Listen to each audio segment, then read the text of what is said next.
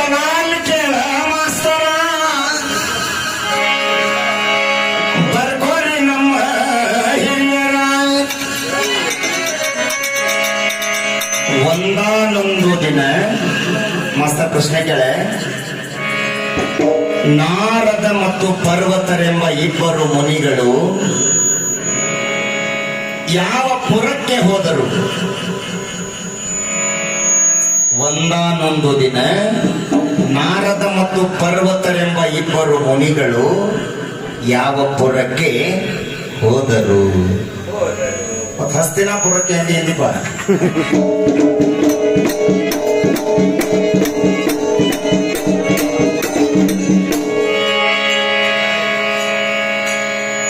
ರೈತರ ಬಗ್ಗೆ ಹಾಡಿರಿ. ನಾಳೆ ಈ ದೇಶದ ಬೆನ್ನೆಲುಬು ರೈತ.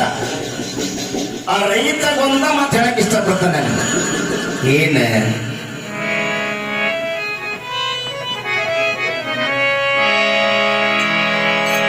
ಇಡೀ ಜಗತ್ತಿಗೆ ಅನ್ನ ಹಾಕೋ ನಮ್ಮ ಬಸವಣ್ಣ.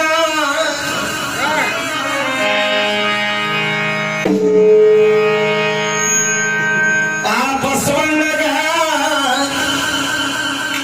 ನೋಡ್ರಿ, ರೈತರ ಸ್ವಲ್ಪ ಲಕ್ಷ್ಯಗಟ್ಟು ಕೊಡ್ರಿ. ಯಾರು ತಪ್ಪು ತಿಳಿಬಾರ್ದು. ನಾವ್ ಹಂಗ ಮಾಡೋದು ಕರೆನೈತ್. ರೈತ ಎಲ್ಲಾರು ಕೊಡಿ, ನಾನು ರೈತನೇ. ಏನ್ ಮಾಡ್ತಾವಿ? ಕಬ್ಬತ್ತ ಇಟ್ಟು ಎರಡು ಎತ್ತು ಕಟ್ಟಿರ್ತಾವಿ. ಆ ಎತ್ತು ಹೆಂಗ್ ಉಪಯೋಗ ಮಾಡ್ಕೊಂತ ರೈತರು ನಾವು ಅವನ್ ಕಾಲಾಗ ಕಸು ಇರೋ ಮಟ್ಟ ಅವ್ನ್ ಹೆಂಗ ಬೇಕಾಗಿ ಹೊಡ್ಕಂತವಿ. ಗಳೆ ಬಿಡ್ತವಿ. ಬಲ್ಲಗೆಯಾಗಿ ಎಷ್ಟು ಕಸು ಐತಿ ಅಷ್ಟು ಕಸು ತಗದ ಬಾರ್ಕೆಲಿ ಬೆಳಿತೀವಿ. ಅವಂಗ ಏನಾರ ಸಾಂಗ್ ಮಾಡೋವಾಗ ಗಳೆ ಹೊಡಿಯುವಾಗ ಗಡ್ಡದಾರ ಹಿಡಿದಂದ್ರೆ ಅವನ ತಾಯಿ ಮಠ ಬೇಯ್ತೀವಿ ನಾವು. ಎತ್ತೆ ಬೇಯ್ತೀವಲ್ರಿ, ಯಾಕಂದ್ರೆ ಅಷ್ಟು ಸಿಟ್ಟು ನಮಗ.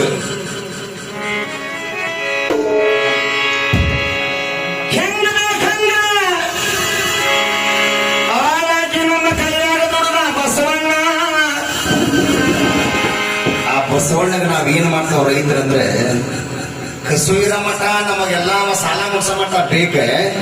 ಯಾವಾಗ ಅವನ ಕಾಲಾಗ ಶಕ್ತಿ ಕಡಿಮೆ ಅಂತ ಕಸು ಕಡಿಮೆ ಆತ ದೌಡ್ ಮಾಡಿ ಮನ್ಯಾಗ ಸತ್ಯ ಗಿತ್ತಿ ಎತ್ತಿದಂತ ಕಟ್ಟಗದ ಫೋನ್ ಹೊಡಿತೀವಿ ನಾವು. ಕಟ್ಟಗದ ನಾ ಏನ್ ಮಾಡತ್ತೀನಿ ಏನ್ ಮಾಡತ್ತೀನಿ ಕೊಟ್ಟಷ್ಟು ಕೊಟ್ಟು ಹೇಳ್ಕೊಂಡು ಹೋಗ ಇದನ್ನ ಅಂತವ್ ನಾವು. ದಯವಿಟ್ಟು ಕೈ ಮುಗಿದಿರ್ತೇನೆ, ರೈತರು ಇದನ್ನ ಬಿಡಬೇಕು. ನಿಜವಾದ ರೈತ ಯಾರದ ನನ್ನ ಲೆಕ್ಕದಾಗ ಯಾರ ಎತ್ತ ಕಟ್ಟಿದ್ದೀರಿ ವಯಸ್ಸಾಗ ಮಠ ಸಾಕ್ಬೇಕು ಅವನ್ನ. ಈಗ ಮನ್ಯಾಗ ಅಪ್ಪ ಅವ್ವ ಅಮ್ಮ ಸತ್ತಾಗ ಹೆಂಗ ಭಜನೆ ಹಚ್ಚಿ ಮೆರವಣಿಗೆ ಮಾಡ್ತಾವಿ, ಹಂಗೇನ ಎತ್ತಿಗೆ ನಮ್ಮ ಹೊಲದಾಗ ದಪ್ಪನ ಮಾಡ್ಬೇಕು. ದಪ್ಪನ ಆ ಎತ್ತಂತಂದ್ರೆ ರೈತ ನಿನಗೇನು ಮೋಸ ಮಾಡಿದ್ನಿ ಹೊಲನ್ನ. ನಿನ್ನ ಮನ್ಯಾಗ ಹಾಲಾಗಿ ದುಡಿದೇನೆ. ನೀ ಹೆಂಗ್ ಹೇಳ್ತಿ ಹಂಗ ಅವಾಗ ಮಗ ಹೊರ್ಸಿದಿ. ಮೂರ್ ಕುಂತಿ ಯಾಕೆ ಹೊಡೆದ್ರಿ? ಈಗ ನನ್ನ ಮೈಯಾಗ ಕಸು ಇಲ್ಲ, ನನಗೆ ಕಟ್ಗನ್ಗೆ ಯಾಕೆ ಕೊಡಾಗತ್ತಿಲ್ಲ ಅಂತ ಹೇಳಿ ಹತ್ತುವಂತ ಗಾಡಿ ಹತ್ತ ಬಸವಣ್ಣ. ಇದ ರೈತರಿಗೆ ಹತ್ತಿರೋ ಶಾಪ. ಇದನ್ನ ಬಿಡ್ಬೇಕೇನು ಮ್ಯಾಗ ನಾವು ಬಾ ಕನ್ಯಾ ಕೊಡವನ.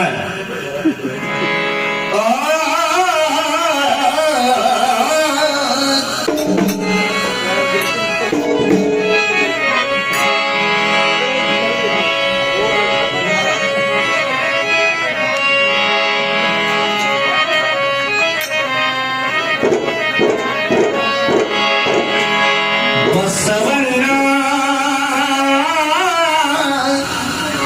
ಇಡೀ ಜಗದ ಪ್ರಾಣ, ಶಂಕರನ ವಾಹನ ಕುಂತ ಕೇಳಿರಣ್ಣ. ಅಣ್ಣ ಬಸವಣ್ಣ ಬಸವಣ್ಣ